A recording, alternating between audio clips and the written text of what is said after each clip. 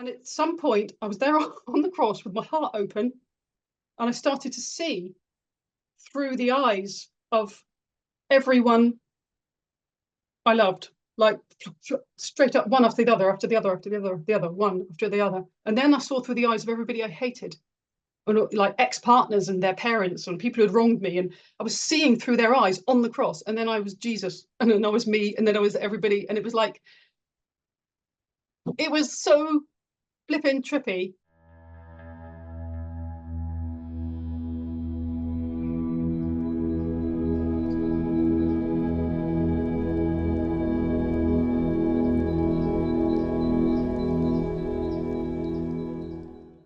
All right, so I'm back with a friend of mine, Sasha, and Sasha's interview approximately a year ago was one of the most popular interviews on the channel. It's done so well. People love watching the interview. It's one of the top videos I have, actually. She has a background as an author. We talked about that in the first video. I will link the first video here as well. If you haven't seen it, I'd probably recommend watching the first one first. But I met her at a retreat called Art of Living in the United States just over a year ago or so. And then we had the next annual retreat at the same location, met up with her again a month and a half, 2 months ago, something like that. And we kind of discussed some other sort of insights and just things that had changed. So anyway, if you haven't met her before, this is Sasha, and welcome again to the channel. Nice to be here. Extremely nice to be here again. And I have to say, that introduction, we'll talk about that in a bit, because that introduction that you gave me there is quite significant, really. Maybe I'll get to that in a minute. So yeah, a lot has happened since that last interview. Actually, let's start there, because that last interview, which you've just introduced as one of the highest ranking interviews you've got, and people contacted me to say that it helped them wake up. And I had apparently it got shared amongst therapists, and all sorts of people were interested in this incredible video. And what happened is, basically, at the first retreat that I went on with you, there was some awakening happened, absolutely, for sure. It was unmistakable. But almost immediately that happened, probably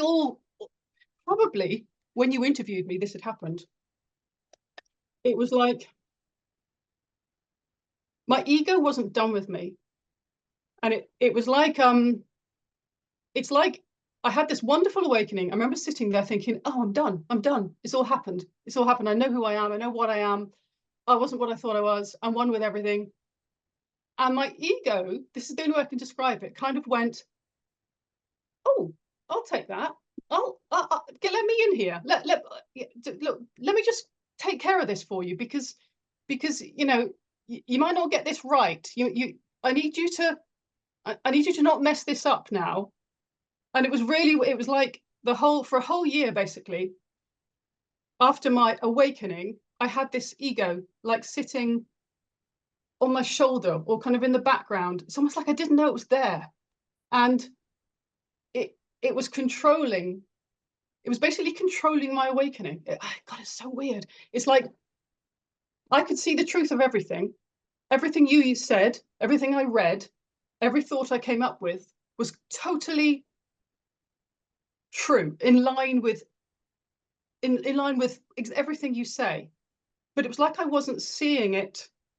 It was like I was seeing it through glass or something, because the awakening was in there.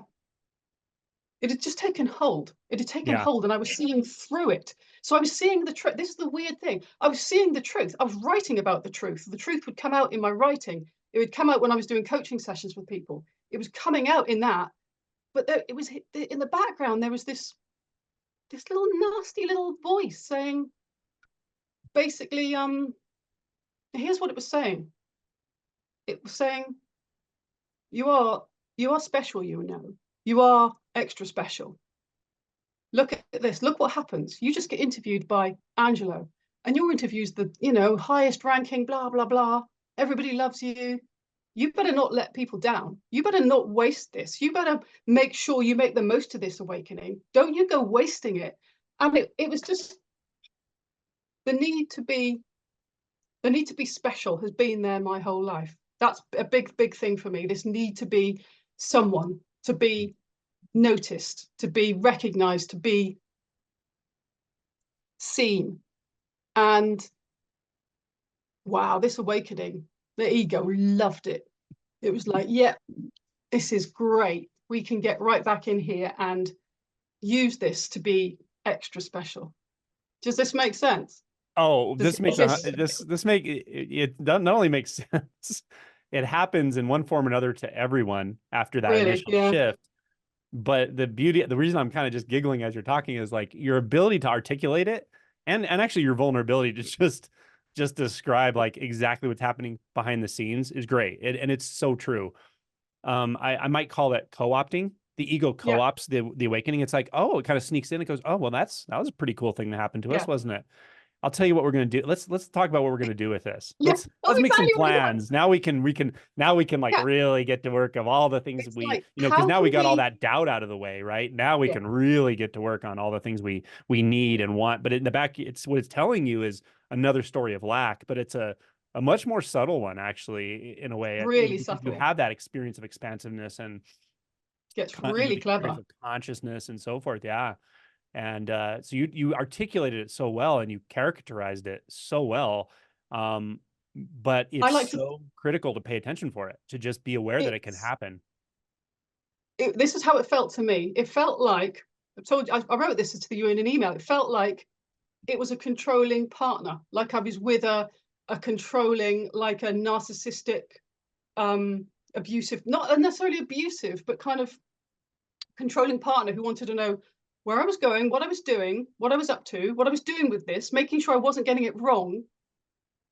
And then it got really sneaky because it not really, really quite nasty because it felt like, sorry for the language, felt like it was pimping me out. Mm-hmm. It felt like it was using this awakening to get stuff from people. Like right now, what are you going to do? How are you going to sell this to people? Mm-hmm. How are you going to package this up? How are you going to package this up and sell it? How are you going to get things from people? How are you going to, so it was like it was a real controlling, quite unpleasant influence in my life. It was really, it's what's the strangest thing is I was seeing the truth. Yeah. I know that, Mm-hmm. but it was just like it was through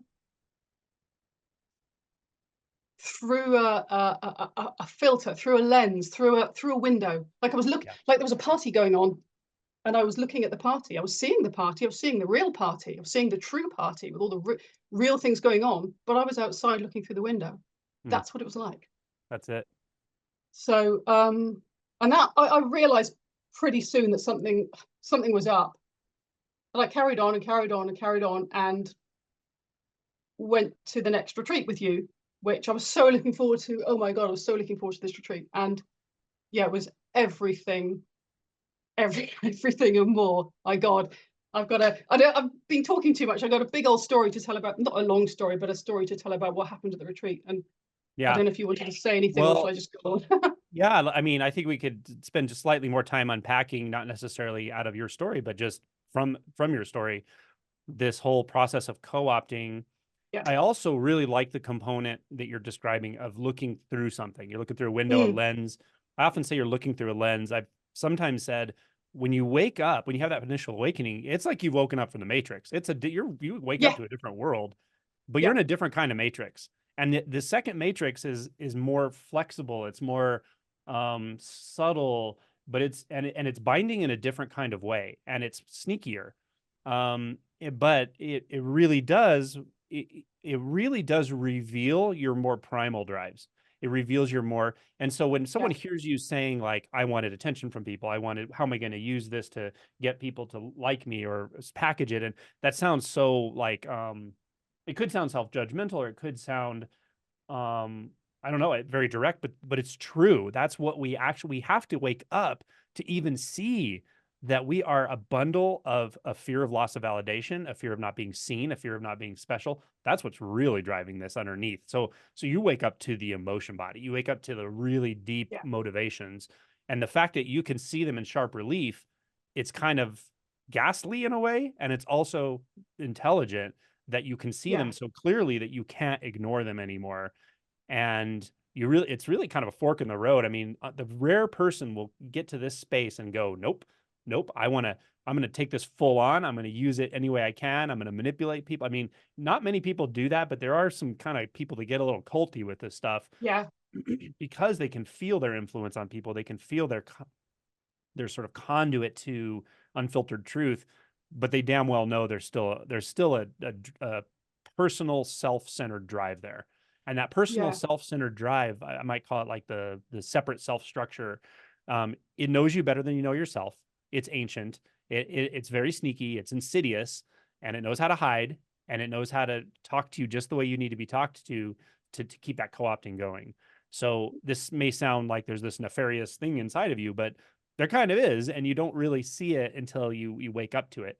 Now, it's not an entity; it's a bunch of processes of Yeah. the body, mind, and so forth. But anyway, I just wanted to point that out because you articulated it so perfectly clearly, and the fact that it comes into sharp relief, if you have a modicum of self honesty and vulnerability, you can be like, okay, yeah, I do have these drives. Gangaji once said, like, when you really see it, you're like, is that what I really want? Oh my God. I really Yeah. just want people constantly to give me attention. When you really see like how manipulative we are underneath everything, now you actually have an opportunity to look even closer and address that fundamental, what's that fundamental filter? What's the window you're looking through? What is it that keeps distorting everything, including the best thing that's ever happened to you, and co-opting it? Like, what Yeah. is that, right? So that drives you to the really deep question or the deep inquiry, which probably brings you sort of to the what you're Yeah. bringing up about the retreat. But Yeah. And that was that need to be the need to be special, which is pretty not, it's not 100% disappeared. It's still, there's still like, it still calls, but it's like it just sounds a bit silly now. It just sounds like, why would I want that? It's like being real is so much better than being special. yeah, Being and that's what, when you see that, when you realize what it is to be real, you don't want to be special anymore, because being special is whiny and exhausting and needy and fussy and I want this, I want that, I want that, I need you to be, love me, come on, give me attention. And yeah, it's yucky. It has a yucky feel to it, actually, being special. And now that I'm no longer so special, it it feels more special. It's more yeah, special to not be special.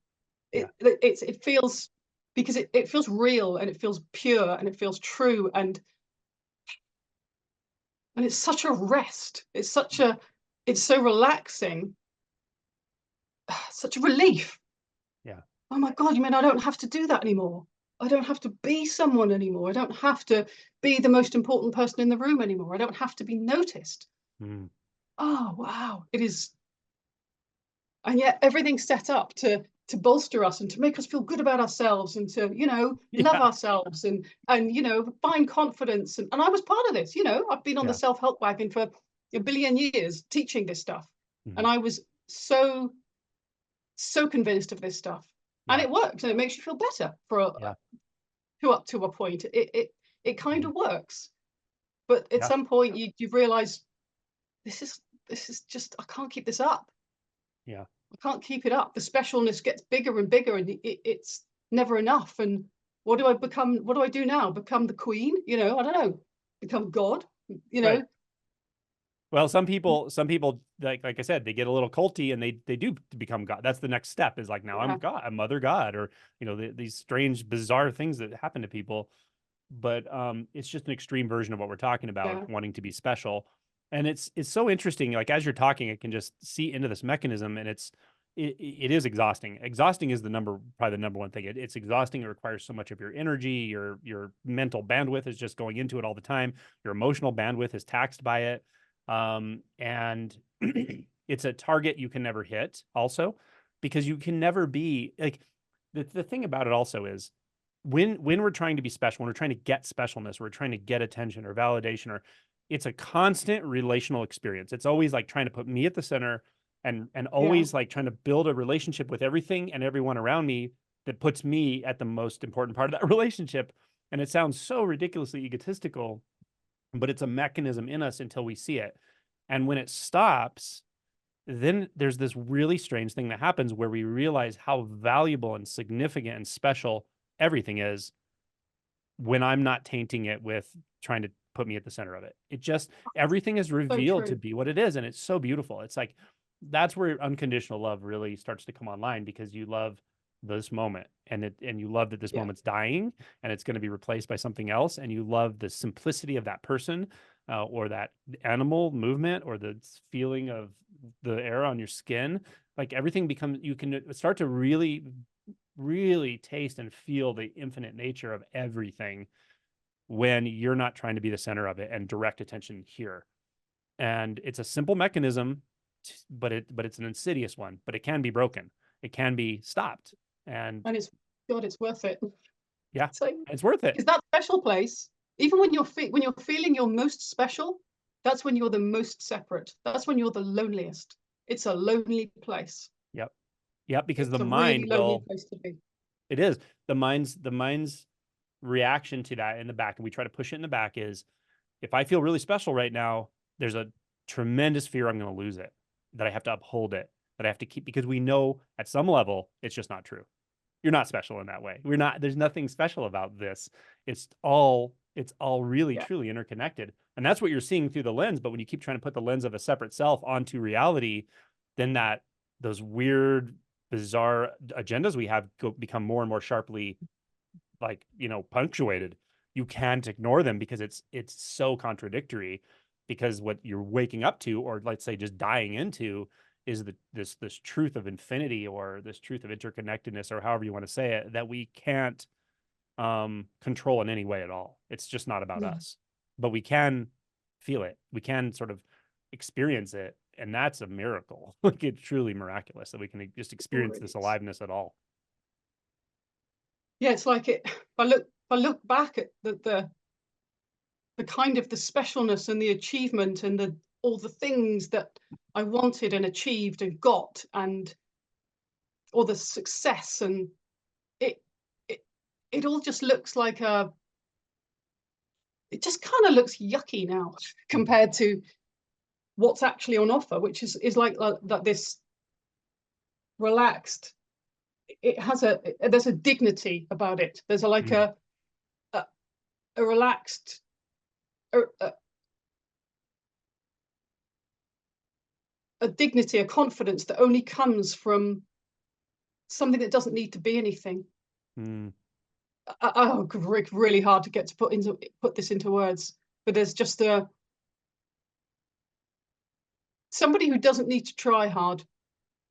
It's like that. The reality doesn't need to try hard. It doesn't need to Mm. do it, Mm. and you get a sense of that. The sense of you don't. There's no trying needs to be done. I'm garbling now, Angela. It's really I think difficult you're to put putting what it I'm trying to across say well. into I mean, what really I think you're difficult to. you're making good points, because first of all, relaxation, like the relaxation we're talking about, even that can be so co-opted by the ego, because it's a common thing to talk about. People are, how do you relax? How do you do this? How do you do Yeah, that? But this kind of relaxation is intrinsic to experience. It's not a manufactured relaxation. It's not in comparison to the stress of struggling with a fake self. It's just here. It's always yeah, here, and it's here for you, and it's so innocent. I yeah. love, and I like how you said the word you used, what was the word you used? I'm sorry. It A, has a regard, or a dignity, I said. it does. It has a dignity, because everything to me, okay, the way I interpret that dignity, I think when you say that word, I know exactly what you mean. My interpretation is something like, of the experience, is something like, everything's in its place. Yeah. Everything knows its place. And there's so much just regard for that. There's so much regard. Like, I'm just, instead of being at the center or being above anything, I'm just in awe of everything. Like, I just want to prostrate myself to reality. Like, it's Does. amazing what is appearing when I'm not dirtying up the cookie jar with my dirty little fingers of trying to be Yeah, a isn't self. it? It's so fascinating. It's like this moment right now is so much more fascinating than anything Mm, that you think you want mm, or anything you think you need. This yeah. You don't need to go chasing that stuff. Mm, Just sit and look. I mean, I sound like we've all heard this before. It's Yeah. frustrating when you don't know it's frustrating. Yeah. When you don't know what that means. And for a long time, I didn't know what that meant. So, yeah. But some instinct is there also. There, the same sort of magic and ineffability of what we're talking about is also in every person. And that can come forward as an interest in what we're talking about. So this is why I always say to people, don't worry if your mind is saying this, I don't understand, I can't put this together. If any part of you resonates, Yeah. there's a pathway for you. And it'll look like Absolutely. Sasha's pathway. It's not going to look like Angela's pathway. It's going to look like yours. Trust it. Like, you can orient to that, even if you don't know how to orient to it. You don't know the map up here.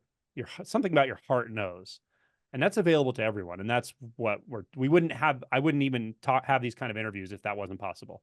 I don't care to talk Yeah. about Angelo out there and what happened to Angelo, or even Sasha.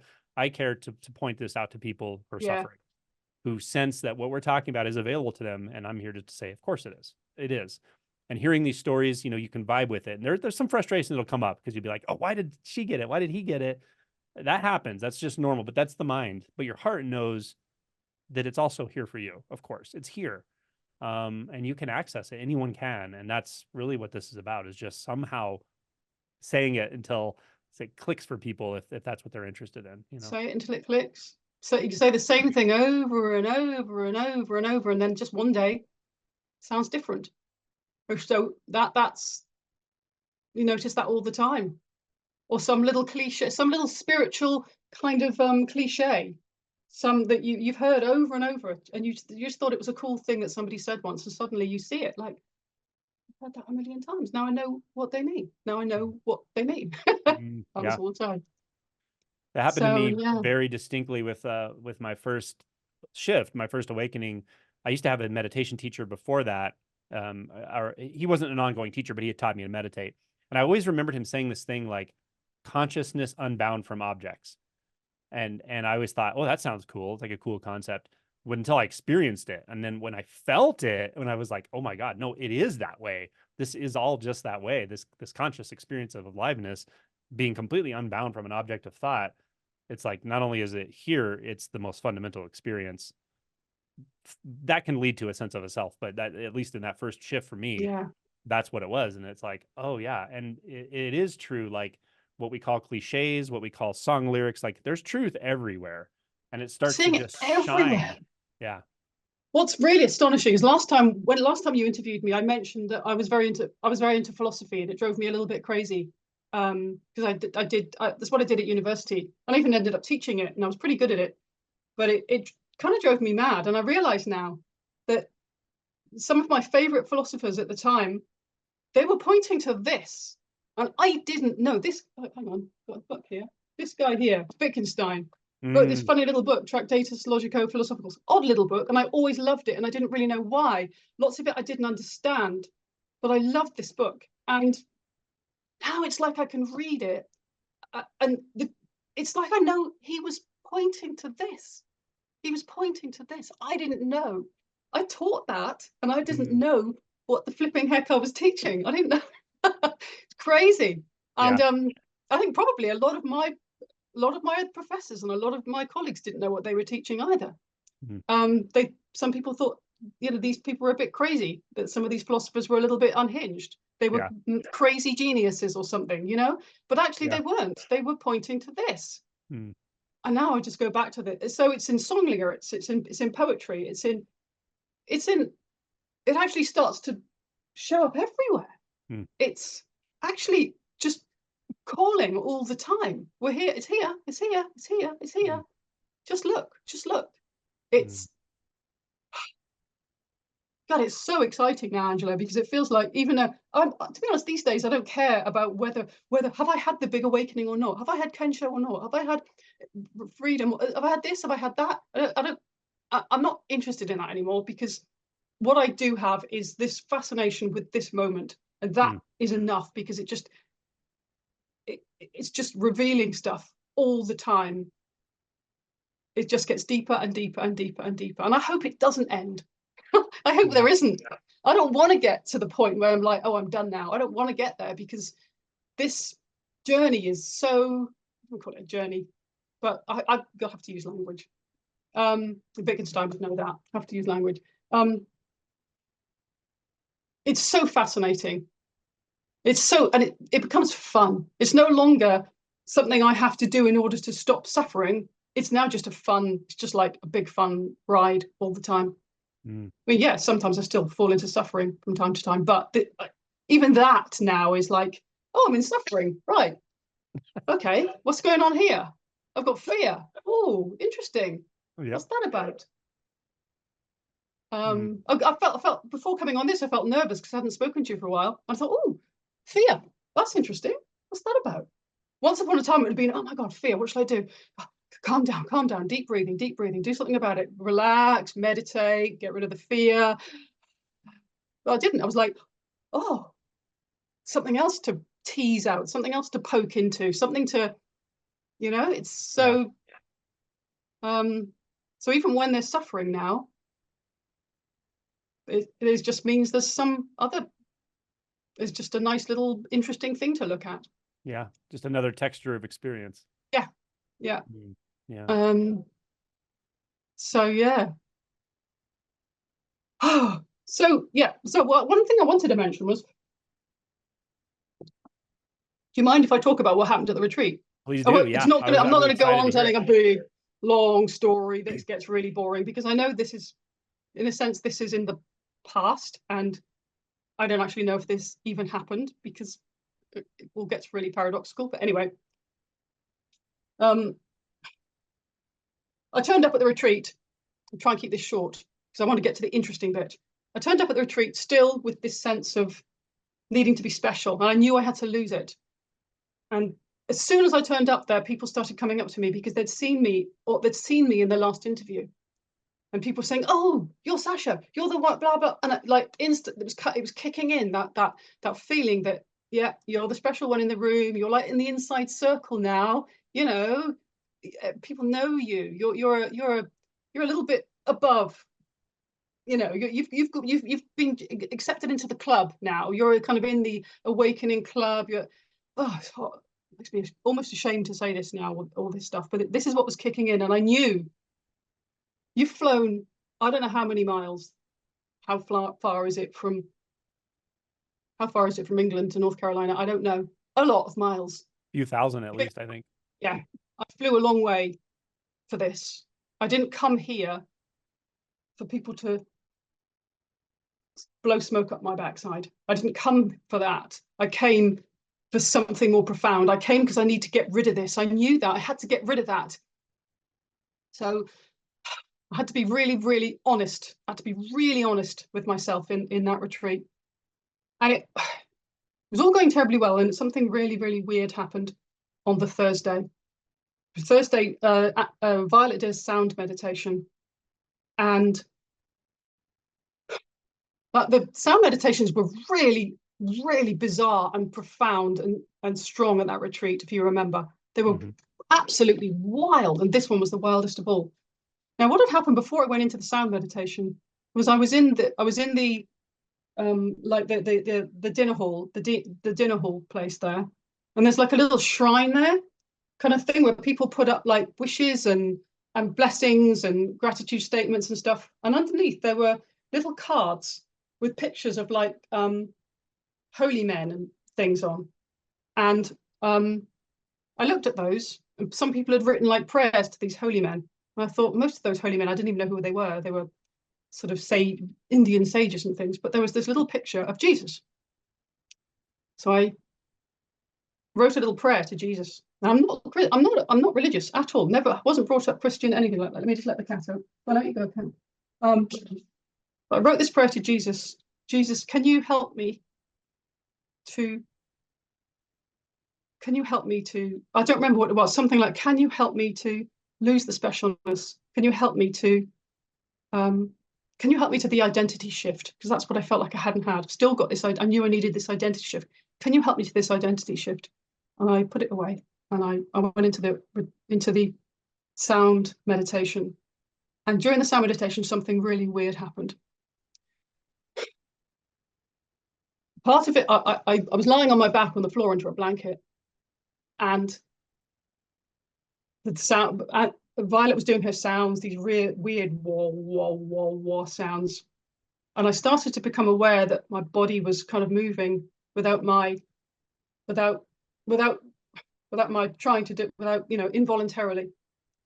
And I found myself, this is quite hard for me to talk about. I found myself in the position of a crucifix. And I felt myself raising off the ground. It was the weirdest thing ever.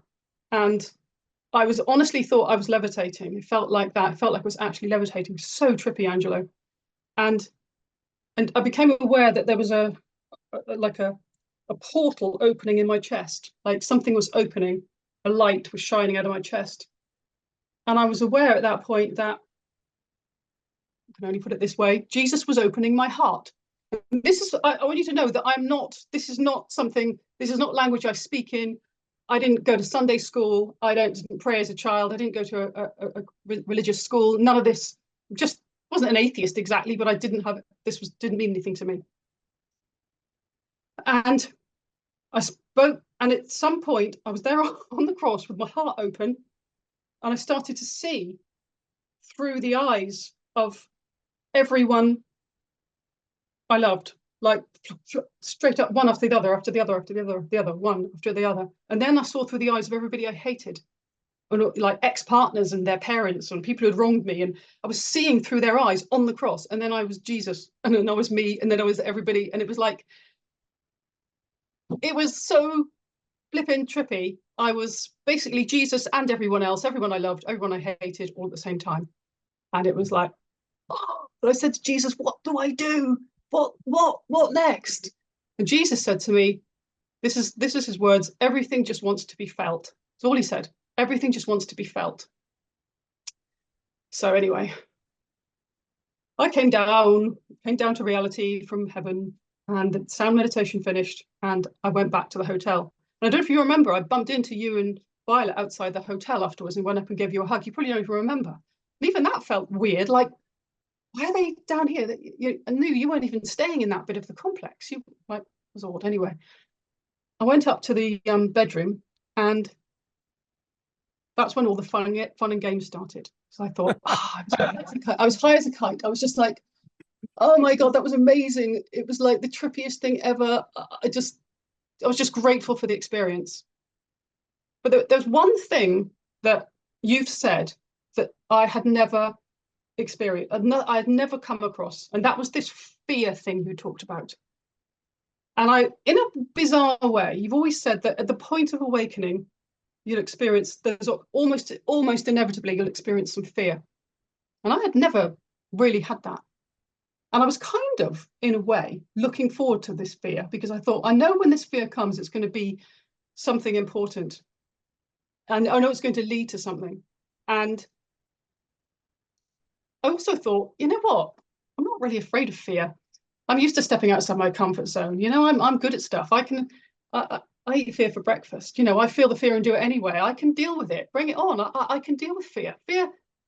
I'm not even afraid of dying. I'm actually not really afraid of dying. I'm interested about dying. I'm not afraid of anything. So come on, fear, do your worst. And ever since I've heard you say that, I felt like, well, I'm not worried about the fear bit, because I'm good with fear. Anyway, so when it happens, I went to bed, and I didn't sleep. I couldn't sleep, because thoughts, visions started coming into my head of demons, literal demons, like out of a medieval painting, demons grabbing at me, scratching at me, pulling at me. It went on for ages. I couldn't stop it. I wasn't awake. I wasn't asleep. I was awake, but it was like there were demons in the room. I couldn't. And then one of them put its hand around my neck and started to choke me, and I felt like I couldn't breathe. And that's when I got up and turned the light on. I was too frightened to actually to go back to sleep. I've got almost no sleep that night at all. I was so frightened, I actually thought, I'll run after you, Angelo and Violet, and see if I can find you. I'll go and find the night staff or something, because and what went through my mind was, I've been possessed by a demon. And here's the thing, Angelo, can you imagine if you're a Christian, a really strong Christian, you've been brought up with a fear of God and the fear of hell. the thought of being possessed by a demon is awful, is terrifying. Now imagine you don't believe in any of that. Now imagine you don't believe in demons, you don't believe in hell, you don't believe in hell, and you've just been possessed by a demon. It was the most terrifying thing. I just didn't, I thought the fear was going to come like, I thought the fear was just going to come in a like, oh, a little bit of fear, like a recognizable form.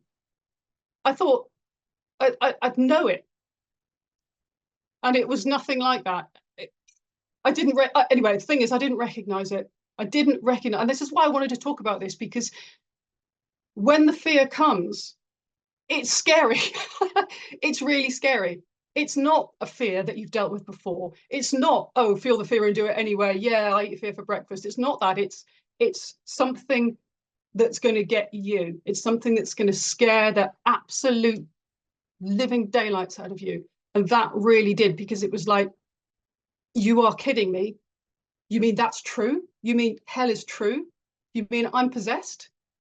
What the hell what do I do now? Do I get an exorcist? What, you know, can I even trust these people? You know, what did Violet open a channel to demons in my chest? You know, I just, absolute madness. Anyway, so next day I went down this, sorry? Oh, can I say something about the fear? Yeah. So one of the things, I don't know if it's necessarily true, but one of the things I sense, I talk about maybe more than other teachers in this space, is this kind of thing, like fear and the deep shadow stuff. And there's a very specific reason I talk about it. And that is exactly this. When you experience existential terror, or something like this very abject fear, there's not any remnant of you that can stand apart from the fear left. There's nothing to manage it. It's unmanageable fear. Yeah. You become fear. You experience the most direct experience of fear. And I don't say it to scare people, and I don't say it to do anything. All I say it for is, when that happens, hopefully somewhere in the back of your mind, you remember Angelo said this can happen, and it's okay. I mean, it is okay, but when you're in it, it doesn't feel okay. There's nothing okay about it. You can't manage it. You can't tell yourself, oh, I'll feel the fear and do it anyway, or I'll move through it, or it'll go away. That's not how it feels. No. And I put in my book, the little quote from Star Wars where Luke Skywalker has to go into the dark cave, and he says, oh, I'm not afraid. And Yoda says, oh, you will be. You will be. And I say that to people because at some point, it may not be with your first awakening like it wasn't with you. At some point, you're going to come in contact with unfiltered, raw terror. You just will. Yeah. So, that it doesn't come. This was the weird, it just didn't come how I expected it to at all. And it didn't last long, because the next morning, the story's pretty much over now, but the next day, sorry, it was in the middle, it was on the Friday morning, in the middle of the silent meditation, for the second meditation. I was there, I was still full of terror, and all I was thinking is, if I can't wait to the Q&A session, I have to speak to Angelo about this. Everybody's going to think I'm mad, and I don't know what to do, and am I mad, am I blah, blah, blah. And I was still terrified, like, can people see that I'm full of demons? Can people tell this? Sounds crazy saying this now. So I was there in my meditation, and I said to Jesus, what the hell do I do, Jesus? What do I do about all these demons? You should know. If anyone knows Jesus, surely. And Jesus said again, but this time he said, everything just wants to be felt. And this time there was a slight difference in the way it came through. Rather than everything wants to be felt, it was, I don't know why this is so significant. It was everything wants to be felt. It was everything. Not that, oh, you need to just feel everything. It was that you need to feel everything. And somehow that clicked. And I realized, I get it. Okay, this is the fear. I need to fit. I just have to be with it. I don't have to do anything with it. I don't have to do anything with this. Everything wants to be felt. And it happened like that. Opened my eyes, and it was like, I was the room. I was there was no separation. It was absolute zero distance. It was complete. Oh, right. that's what I am. There's not even almost like there's not even an I, that's what I am was a thought, Yeah. because that wasn't actually, that I wasn't even saying that. That was almost like, I don't know what was even saying that's what I am, because it wasn't. And yeah, so I kind of felt like I wanted to talk. I haven't talked about that publicly at all. I haven't even talked to my own followers about that. I've only told Mike about it because it took me a while to even tell him, because it's such an odd thing to admit to for somebody who wasn't brought up Christian, Catholic, any of that business. That's what it was so terrifying for me to realize I had been completely wrong about my entire life, and actually demons were capable of possessing me. But that was the terror. It yeah. So when the fear comes, it's not going to be what you think it is. That's the Yeah. reason I wanted to tell the story. I hope that's helpful for some It's people. completely helpful. It's this process will show you everything. It'll take you everywhere, everywhere, everywhere. It doesn't miss anything. It doesn't miss anything.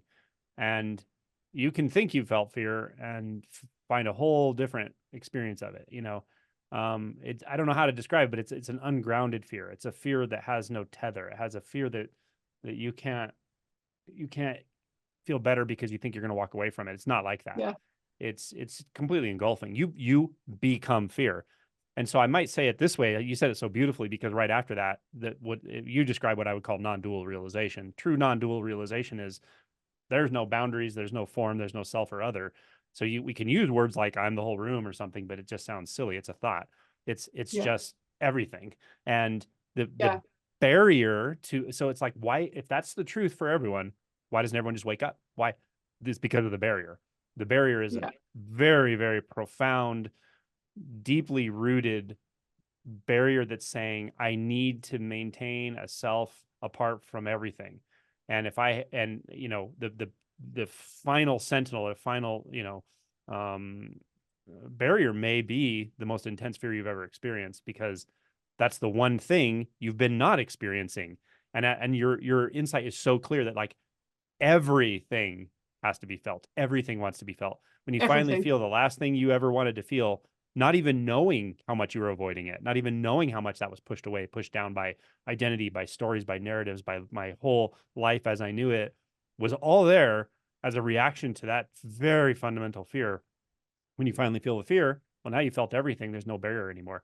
Boom. It's No. like, and so I think of all kinds of really cool like lines and things, like in the Arabian Nights, when the angel of death approaches, it'll be horrific. Yeah, I like that When one. it Yeah. reaches you, it's bliss, and it is. It's the bliss of equanimity. But the way to experience what we're talking about, which is non-dual realization, or the non-dual truth, is by being absolutely willing to experience everything at every level. Everything. If it gets really raw, doesn't it? It gets super in your face. Like there is no it, it's there's no hiding anymore. There's nowhere to hide anymore. Yeah. And that's great. It sounds terrifying, and there's some little thought in me that says that's really quite terrifying to have nowhere to hide. But also, it's a relief again. It's a relief that, oh, I can't hide. So there's nowhere to go. There's just this. There's just what you're experiencing. Deal with. There's just nothing. There's no gap. There's no story that makes this better. It is as it is. Just this. This is. Then you end up saying, "This is it. This is it. It's just this," and it gets very boring when you start talking like that. But what was surprising after that was the sheer rawness and the realization that there's no need and no chance of me hiding ever again. There's no, yeah, I'll probably get snarled at from time to time, but I know now. I know there's no soothing myself with a nice story anymore. That's just Not happening anymore. Yeah. And then I think, and then immediately comes in the thought, did any of that actually happen? Because did it happen? Because in this moment now, I get the sense that nothing ever happened. Nothing ever happened. And actually, I had that sense on the very last day, and I remember going up to Zubin again and saying, Zubin, nothing ever happened. And he said, no, nothing ever happened, and nothing will ever happen. There's nothing happening, and there's nothing here. And I totally got it. And right in this moment now, I can get that sense again that there's nothing here. But we tell all this big, so now even my big story I've just told you, that feels like it's truth. Where is that? Where is that even pointing to? It's just, it's not pointing. Thoughts don't point to anything. That's the thoughts don't go anywhere. They don't set us, they're not set aside from reality, pointing to reality. They don't refer. Yeah. Thoughts don't refer to anything. Yeah. So when thoughts don't refer to anything, what is the point in telling a story about what happened in the past? It's just, and it gets so paradoxical that I just end up. I'm glad I managed to speak for this long, because my big fear in talking to you again was that I'd have nothing to say. Because the amount of times I find myself in this place thinking, there's nothing here. There's nothing happening. There's nothing here. It's just, do you know what I'm talking? You must know what I'm talking about. Oh yeah. So it's funny because I mean, I could use a term like transient nature, that when you sort of enter the world of transient nature, and all this language is just off, but when you enter the world of transient nature, like there is no past, or you don't live in a world of time anymore. And not only that, you see, you never did. There's no way to live in time. Time is just, it's up here. Time is a thought that refers to nothing. It's a thought that refers maybe to another thought, but there's nothing here. And so there's no thing here. And but I also want to point out, or just ask you, when you say that the experience, the clear experience that there's nothing moving into this moment, nothing moving out of this moment, there isn't really even a moment, nothing ever happened, is that distressing in any way at all? No, it's slightly odd whenever I find myself there. I think I get the feeling that's going to, I mean, it's not my everyday experience, that I will admit to that. I don't feel that all the time. And I feel like I feel like there's more in there. I feel like that's where I want to go now. I want to go into that nothingness.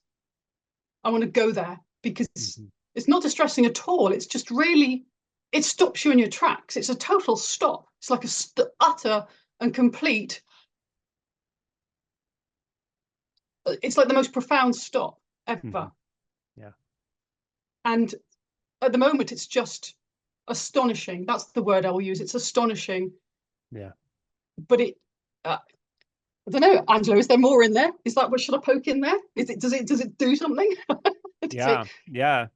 I might say it's as if we live our whole lives having all these different textures of experience, some of them very, very contracted and suffering, and some opening, and all these different textures of everything, all the relationship and love and connection and loss and grief and the humanness and also the conscious, all of it. All those textures this whole time have had this secret ingredient we never noticed. And now you notice the secret ingredient. And I'm going to give it a label, but it doesn't have a label. I'm going to call it nothingness. I'm going to call it emptiness. Yeah. And when you realize that secret ingredient was the flavor the whole time, but it can be the flavor of every flavor. It's just that kind of thing. It can be the flavor of every flavor and texture. Then you kind of fall in love with it. And then with the realization of transient nature, meaning there's nothing moving into this moment, nothing moving out of this moment, there are mere appearances. I can't deny appearance. I can't say that this isn't appearing, but I can't say it's something. I can't say it's apart from anything else. I can't say it's a hand. I can put labels, but that's not what that is, just as much as it's not this is or that or that. So these textures of experience are rather luminous. They're rather, whoa, okay. They're not apart from the nothingness. They're like vibrating with the nothingness. It's like everything and nothing is in this perfect union.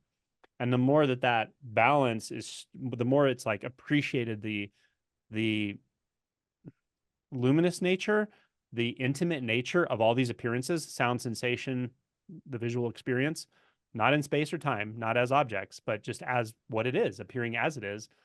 The more you kind of fall in love with that. At the same time as you recognize the empty nature, the absolute lack of any essence, form, coming in or out of anything, existence, all of that being nothingness, they kind of start to vibrate as one luminous, empty experience, only here, only now. Literally, there's nothing else. The whole universe is sort of coming forward as this sound sensation and just dying at the same time. It's like being it's like it's done. It's like it's being dying. It's literally like it's bursting into this moment in every second from nothing, and then it's gone. Yeah. Yeah. And the willingness, I might say that the going forward or the deepening of it is the willingness to notice that the letting go, even though it's not really something to let go of and there's no one to let go, the letting go will get more and more salient in experience, meaning when this video goes off, there's a turning away from it and you will cease to exist.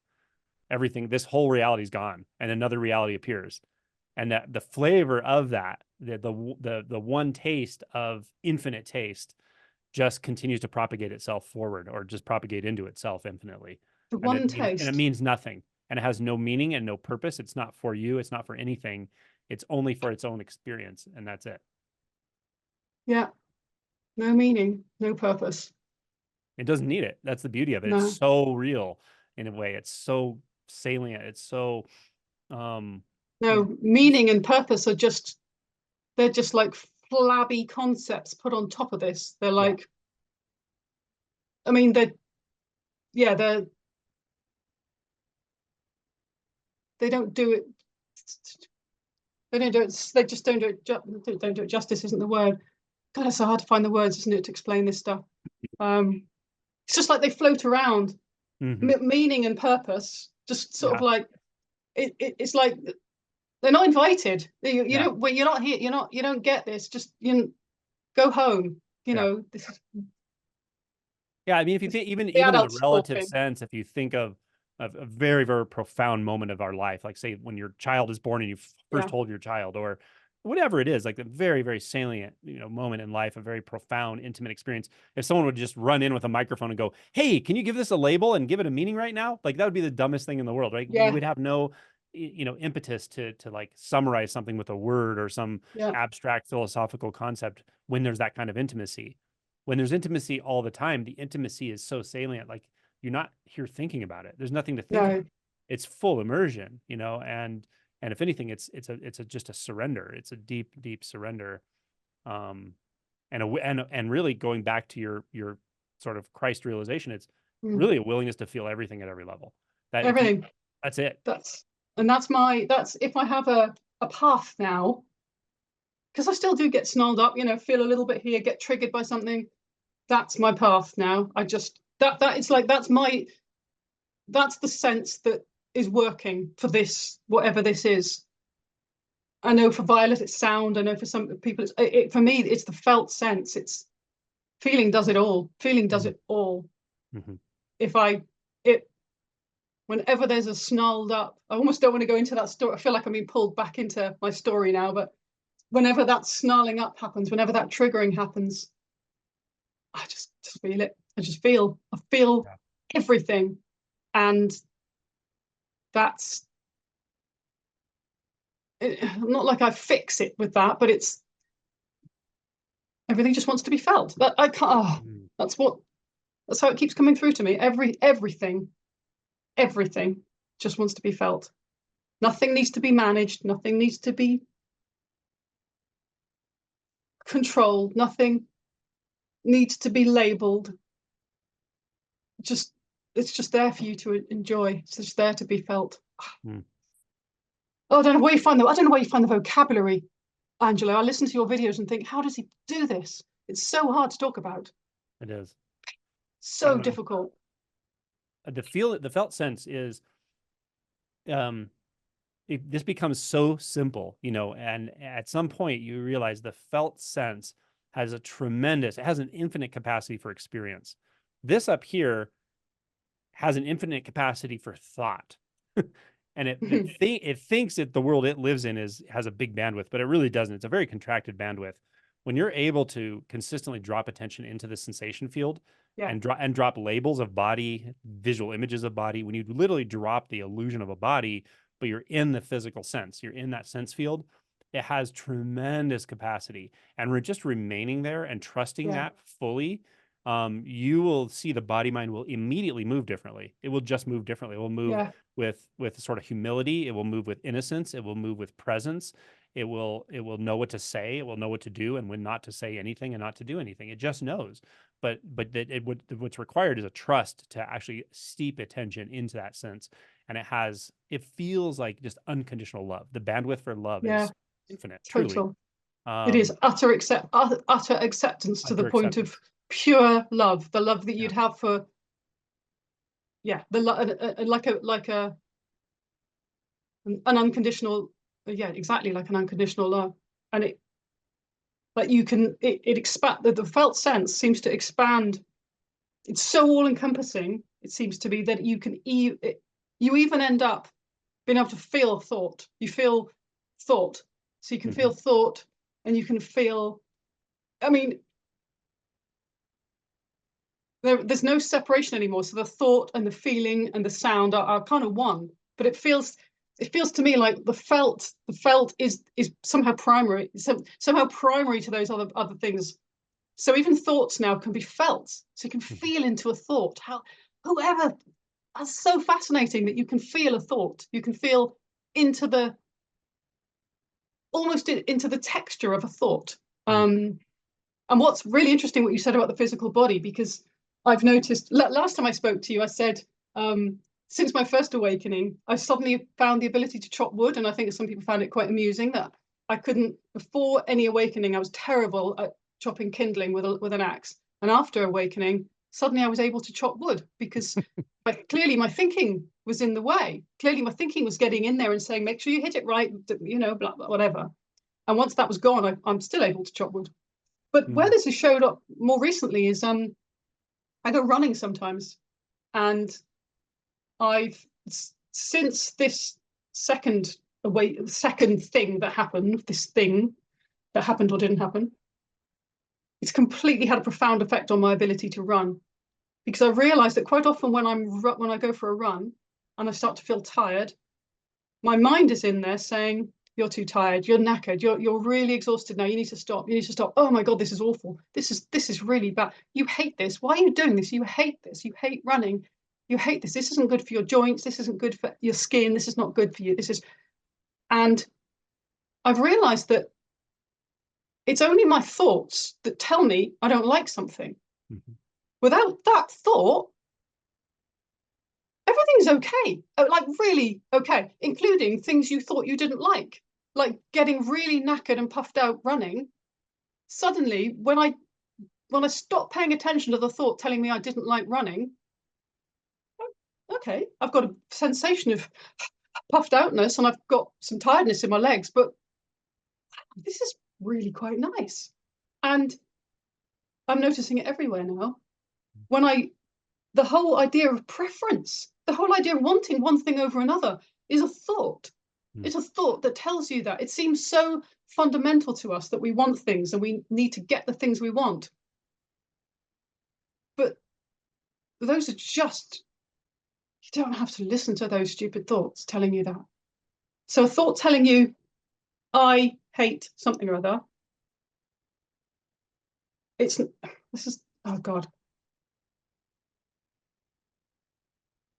Something you really dislike doing. So I don't know. Filling in your tax return. If you say, I hate filling in my tax return, I really hate filling in my tax return. It's not the filling in the tax return you hate. It's that thought. It's that thought that makes you suffer. It's not the filling in of the tax return. It's not that. It's not the process of doing that. That's just doing it. That's just doing. That's just happening. But that thought is what's making you suffer. So it's the thought. Oh, and then that has just like gone, whoa, opened up. The whole world has opened up, because now it feels like I don't even have preferences in the same way, because the things I thought I liked and hated, they're just thoughts. So Beautiful. So what do we do now? You just get on with it. You just get on with it. Yeah. Yeah, living without preferences may sound like to a very busy mind or a very in charge mind terrible. It may sound like that's the last thing you want. Yeah. Because you think you want even to have preferences. You know, it's all the wanting game. It's the desire and aversion game. When you see actually that there's nothing that has preferences, there's nothing that holds preferences, and preferences is like a filter through which you look at experiences and make some experiences really uncomfortable, or seem to. You project the discomfort onto the experience through the lens. When you realize like, oh, you can just take that lens away and really everything really is okay. I mean, it's, again, it goes back to the theme of this whole conversation is this sort of bandwidth for feeling. The bandwidth for experience is infinite. It really is. And it comes in very intense things like meeting your deepest fear barrier that you never knew you had. It also comes into play in very mundane, simple things. And that's actually the bigger deal, actually, when you realize how much time we spend in life being frustrated, being impatient. We want to get to the next thing. We want to get to what our mind imagines is the next moment. Guess what? There's no next moment. You're never getting there. When you stop that whole game of trying to paste what you think should be happening onto what is actually happening and really just let that stop happening, you realize what's actually occurring is just fine. It's more than just fine. It's everything you've always wanted, because all you ever really want is naturalness. Like that's, we want truth. We want a living truth to be in complete concert truth, naturalness, rest. Yeah, and rest. Rest. For me, it was rest. Oh, rest, that word. I love the word rest. Yeah. Yeah. From that, and all also, that noise. I was going to say the other thing I'm just feeling this conversation is the inclination to talk about unconditional love, because I mean, if Christ told us anything, it's about unconditional love. Like that's the central theme of so much of what he, said, as far as we know and stuff. But but his expression and unconditional love means I can love you unconditionally when I'm not afraid to go anywhere you have to go. So if you're going to go into the pits of hell and I don't need to make distance from you, I can feel that with you. That's unconditional love. And the litmus test is with people, actually, because people are what trigger us the most, because people remind us of our own fears, and the way they hide their fears reminds us of how we hide our fears. And there's all this complicity stuff. So when you can be in the presence of another human being and feel this entire bandwidth with no fear of anything they could be experiencing, you'll know what unconditional love is. And like as Nisargadatta said, in my world, love is the only law. I don't ask for it, I give it. There's no need for love anymore. I don't need to feel love. I don't need to feel loved. I don't need none of that comes into play. No. Those are thoughts to me. But the experience of love, it's like an outflow. It's like an outflow and a kind of vibration with everything. But in particular, people who are suffering, it's like it relieves you of having to guard yourself from people suffering, and then you can actually see people. You can finally really see people without your own freaking agendas in the way. And that's love, in the human sense. It's you feel that with everything. You certainly can, but it's much easier in the way to just love this moment or this environment, because it's not requiring anything of you. But the way we grow up and so forth, we think people require a lot of us. They kind of do. And we think love is something. We think love is something we have to place. We have to endow. We have to make it. We have to do the act of loving. We have to give a piece or it, like, so it's a decided act, loving someone, and particularly if somebody is in pain or struggling or whatever, or annoying us or requiring us to sit and be brokenhearted with them. The usual the usual way of thinking about that is that you decide that I'm going to be there for you. I'm going to help. I'm going to love you as best I can. And actually, you don't. Unconditional love is not is not a decision. It's not an act even. It's not a thing we do. It's just it's like the ground for it's like, yeah, it's like the ground behind everything. The it's more like utter I like to think of utter and complete acceptance. That to me gets the real spirit of unconditional love. It's like there is no condition here. There is nothing here that will make that can get in here, because unconditional love it is the background. Once again, words are failing me. Yeah, I think you're saying it very well, very accurately. In my experience, it's this if I could say there's any to relate this back to what we were talking about before, where there's a realization that nothing has ever happened.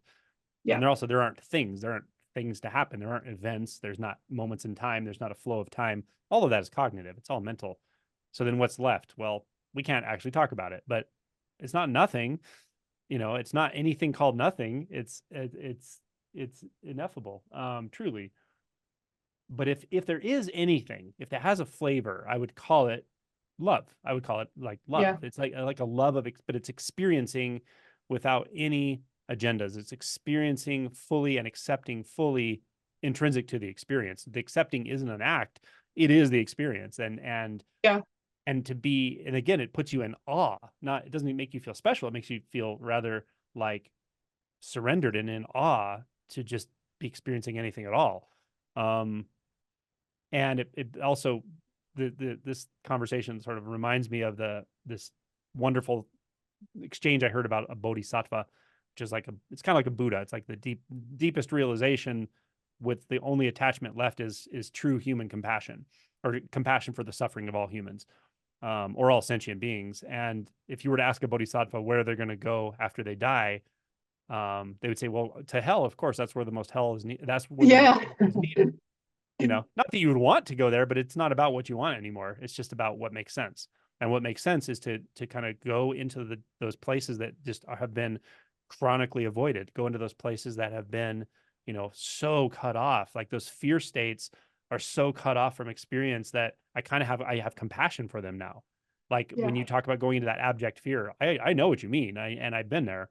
I also feel like that's where I want to go with you. That's why I want to go with anyone. Like I want to be there and help them realize like they can go there, they can subsist there, and there's going to be tremendous transformation there. It's not going to be fun, but for the character for sure. But there's going to be transformation beyond anything that's possible in the usual ways that we move through life, because that's kind of the last place you want to look.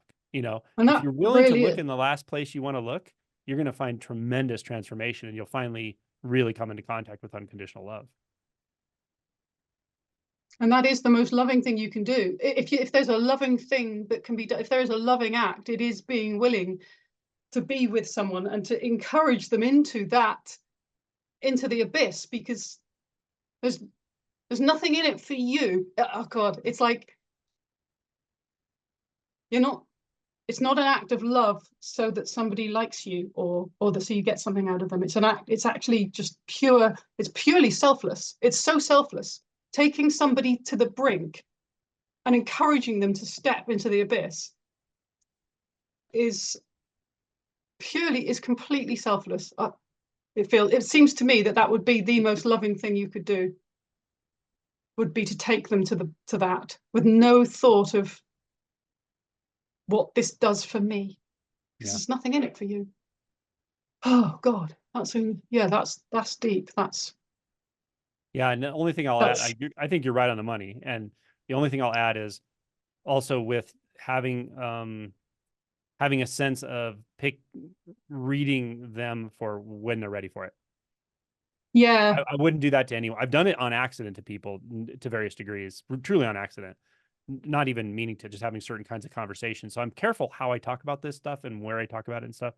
But yeah, if that's what they know they're ready for, that they know they want, or they can't really be ready, but they can want it and they can be oriented toward it, then yeah, I mean, what I'm willing to go there with anyone. I'll hold your hand and walk you right to the edge. You know, you have to step off. But I just because I know where what that shows you and what it shows you and what it shows you, there's no amount of learning that's going to give you that.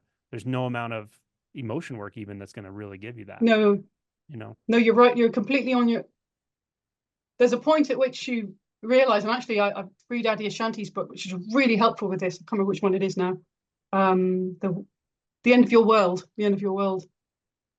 And I love that book. I think that's my favorite of his books. Anyway, and I don't know exactly how he puts it, but there is a point at which you realize you're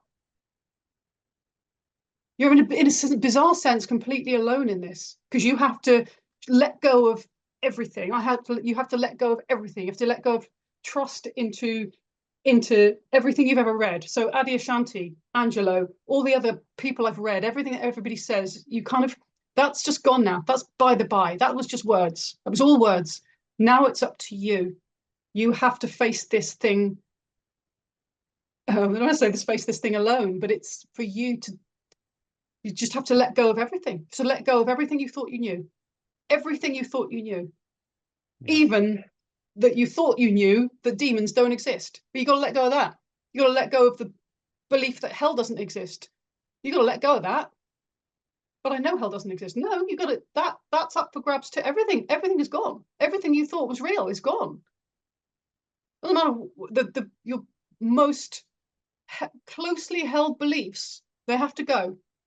All of them. And this is something you taught me, and I'm eternally grateful, because this is where this whole thing started, back in that little tiny Q&A session, when there's a little tiny video of me that you did, where you made me realize that it's not just this belief and that belief that have to go.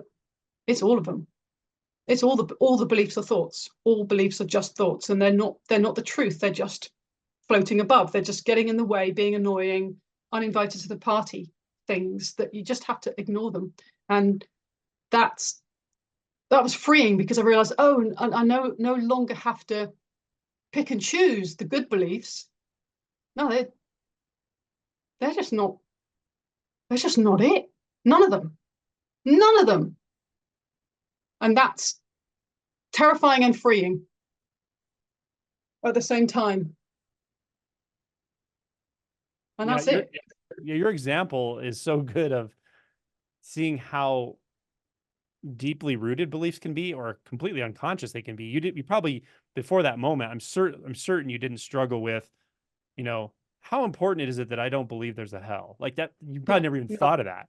But all of a sudden, yeah, the challenge with that belief becomes like so profound, with realizing like, oh my God, I can't use the belief that just says, oh, I don't believe in hell and demons. No. I can't use that to get out of this. There's no getting out of this. Yeah. That's it. So peeling away those fundamental layers of belief can have very, very, very profound consequences. And the good news is it turns out okay. The other news is it will take you through places you never thought you could even possibly go. You know, and some of those will not be anything near like comfortable.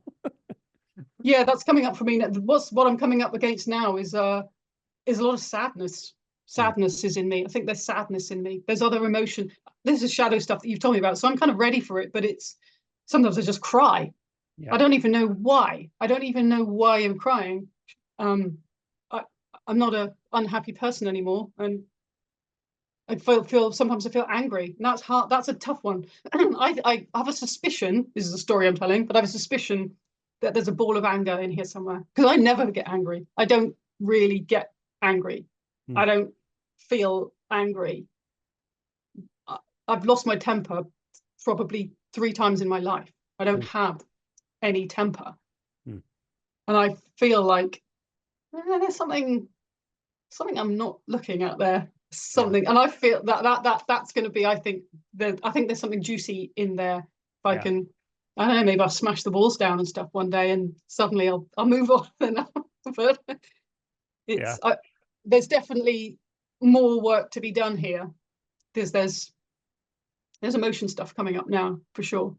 Yeah, I mean, as long as we're in the relative world, like if there's an apparent body mind here and we're doing, the human thing, there's always going to be more to see. for everyone. There's always going to be more to see. It does get subtler and subtler for the most part, but there's always something to see, and you will have surprising things come to the surface periodically, and that's what it is. But again, when the capacity is sort of infinite, meaning there's no self trying to assert itself in there and control the situation because it can't happen, then you process it in a very direct way, and it moves through and integrates and on and on. So yeah.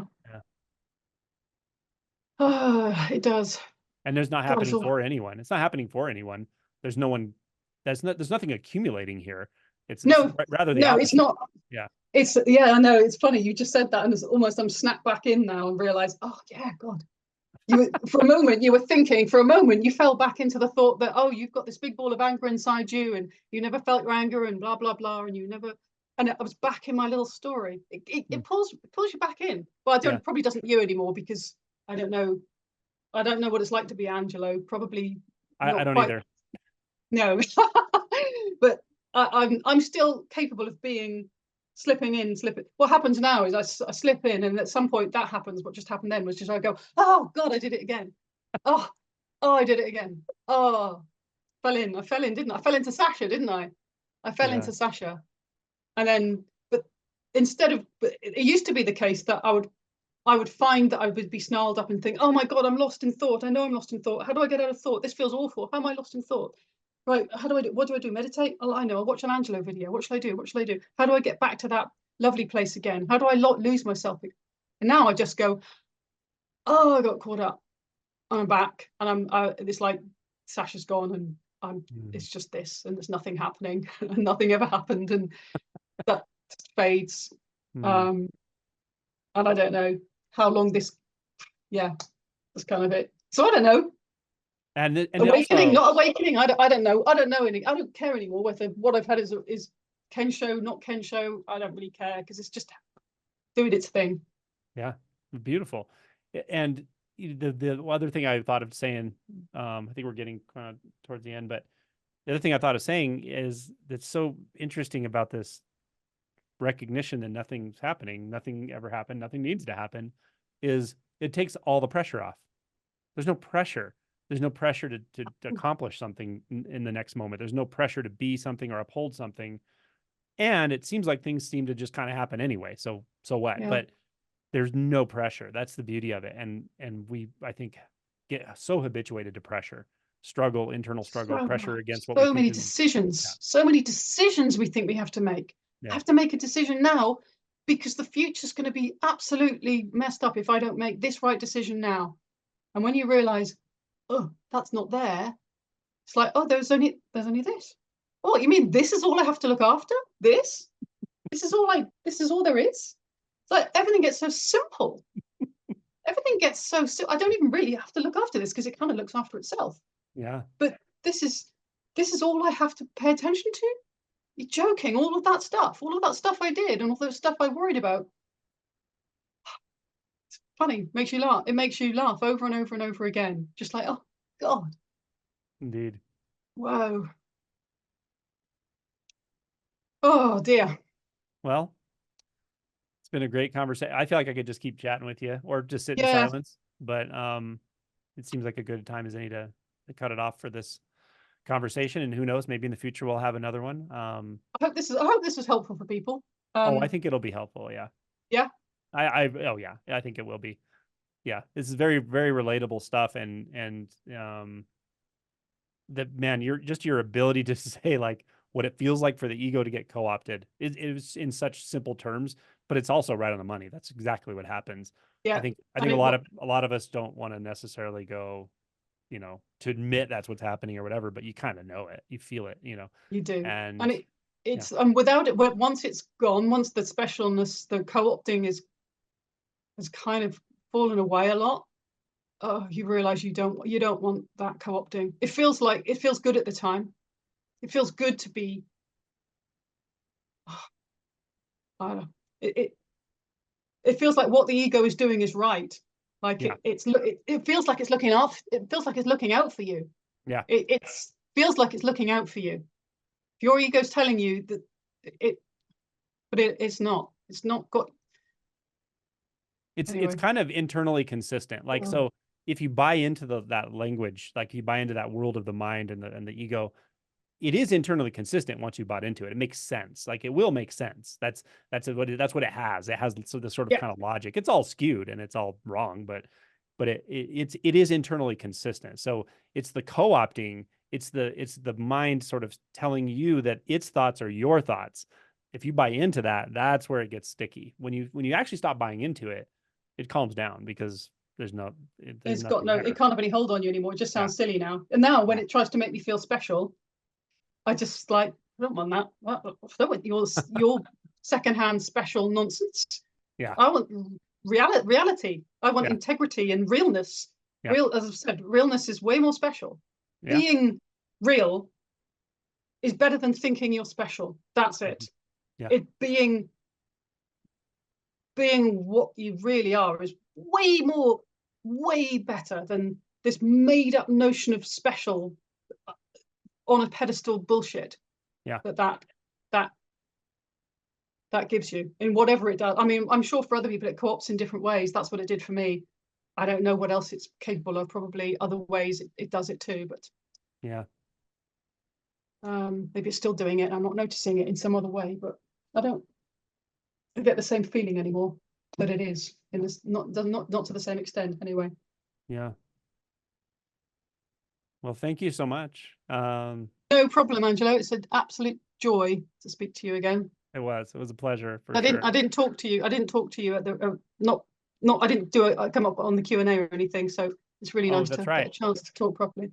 That was part of me not being special, you see. I wasn't going to go up there and hog the limelight again. So I wasn't. It's going to fade into the background, which in itself is another form of something or other, isn't it? Oh, I'm going to be different by. I'm going to be the one who doesn't go up. I'm going to hide at the back, and that's right. Yep, that's just another story. It is. Yeah, wherever we fixate, it's kind of like, when I'm working with people, some people will fixate more in the, trying to be the center of everything. Other people will fixate more in like the opposite reaction to that. Like my parent was always the center, so I learned to be the one that's in the background and doesn't, whatever. Yeah. Like we can fixate all these different ways. But what you feel finally is what it feels like to be non-fixate. You feel non-fixation as this. Yeah.